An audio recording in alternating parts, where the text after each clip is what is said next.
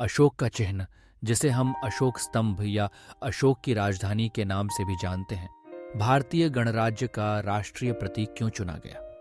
इसका उत्तर हमारी ऐतिहासिक विरासत, सांस्कृतिक मूल्यों और भारतीय अस्मिता की गहराइयों में छिपा है।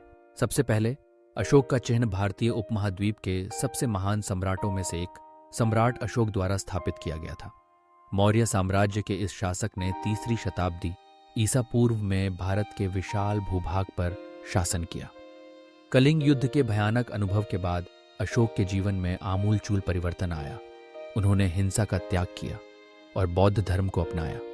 इसके बाद उन्होंने धर्म, करुणा, सहिष्णुता और शांति की नीति को अपनाते हुए अपने राज्य में और पड़ोसी देशों में इन मूल्यों का प्रचार प्रसार किया। अशोक स्तंभ इन्हीं आदर्शों का प्रतीक है। अशोक स्तंभ का शिखर, जिसे सारनाथ में स्थापित किया गया था, 4 शेरों के साथ बना है, जो चारों दिशाओं में मुख किए हुए हैं। ये शेर शक्ति, साहस, आत्मविश्वास और गौरव के प्रतीक माने जाते हैं। इसके अलावा इस स्तंभ के आधार पर अश्व, घोड़ा, सांड, बैल, हाथी और सिंह शेर अंकित हैं, जो भारत की विविधता और उसके सांस्कृतिक एवं धार्मिक प्रतीकों का प्रतिनिधित्व करते हैं।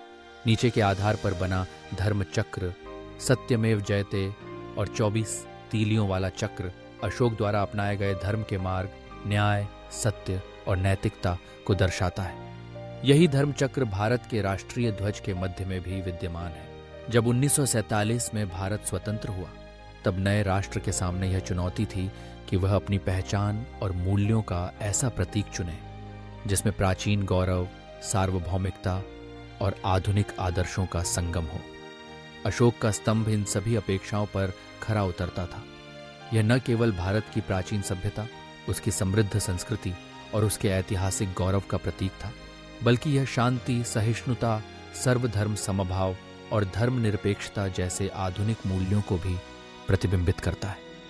भारत की विविधता में एकता का यह प्रतीक ऐसे युग का स्मरण कराता है जब भारत विश्व को धर्म, दर्शन और मानव मूल्यों की शिक्षा देने वाला अग्रणी देश था। भारत का संविधान भी समानता, न्याय, स्वतंत्रता और भाईचारे के जिन आदर्शों की बात करता है, वे अशोक के जीवन और उनके शिलालेखों में भी झलकते हैं। अशोक ने अपने शिलालेखों के माध्यम से जनता को अहिंसा, सहिष्णुता और सत्यनिष्ठा का संदेश दिया था। यह स्तंभ इसलिए भी चुना गया क्योंकि यह सत्ता, दमन या आक्रामकता का नहीं, बल्कि नैतिक नेतृत्व, दया और समावेशिता का प्रतीक है। नए भारत के लिए यह एक आदर्श उदाहरण था, एक ऐसा देश जो विविधता में एकता, सहिष्णुता और नैतिक मूल्यों के साथ आगे बढ़ना चाहता था। अंत में अशोक के स्तंभ का चयन भारत की उस ऐतिहासिक चेतना का सम्मान है जिसने सहिष्णुता, करुणा और शांति के मार्ग को अपनाया। यह प्रतीक हमें निरंतर अपनी जड़ों से जोड़ता है और याद दिलाता है कि शक्ति का सर्वोच्च स्वरूप अहंकार या आक्रामकता में नहीं, बल्कि नैतिकता, करुणा और न्याय में होता है।